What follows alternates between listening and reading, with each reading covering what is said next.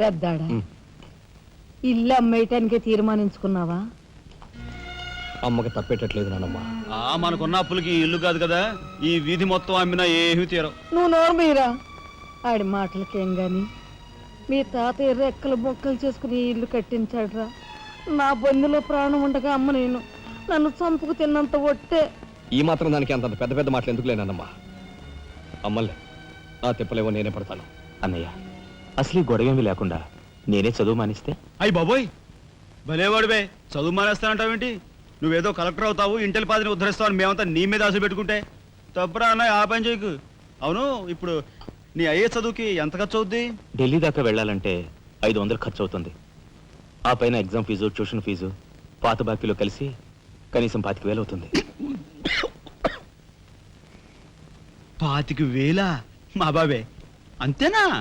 25,000 అంటే ఇదిగో మా పెద్దనే సర్దుకుంటాడులే. సర్దుకో. సర్దుకోపోతే నువ్వు సర్దుకుంటావా? నువ్వు ఇష్టం మాట్లాడు. నువ్వు భోంచే. నువ్వు భోంచేరా? ముందు వాడు భోంచేది. రే రాఘవ, ఏ పరిస్థితుల్లో నీ చదువు ఆగిపోవటానికి వీలేదురా. ఎంత ఖర్చైనా సరే డబ్బు సంగతి నేను చూస్తాను. నువ్వు నీ ఏర్పాట్లో ఉండు. అదిగో వచ్చారు నీ గాడిద గ్యాంగు. పూసే గాడిద వచ్చి మేసే గాడిదని చెడగొట్టిందంట. మెయిటివ్ అయిందిగా, ఇక లేచెండు. నాయనమ్మా, సాయంత్రం వచ్చేసరికి మునక్కాయ కూరలో ఉప్పు చేపేసి వండి పెట్టవా? మునక్కాయన్ని ఉప్పు చేప వండి పెడతా. ఎలా కొంటిదానా? మీ తాత ఇట్టగా ఏడ్పిస్తూ తినేవాడురా. ఈడు అన్ని ఆయన పోలికలే. ఏంటి ఈ రోజు మన ప్రోగ్రామ్? ఏముందిరా, షారా మామూలే. ముందుగా ఉద్యోగాల వేట, ఆ తర్వాత అమ్యూజ్మెంట్ పార్క్, కొడుకుసే వాళ్ళకి ఇల్లు చేరుకోవటం. హిందూ వదలకే నీ ఓటు.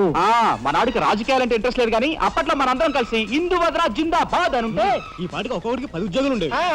హిందూ వదల జిందాబాద్. బోలో స్వతంత్ర భారత్ కే, బోలో స్వతంత్ర భారత్ కే.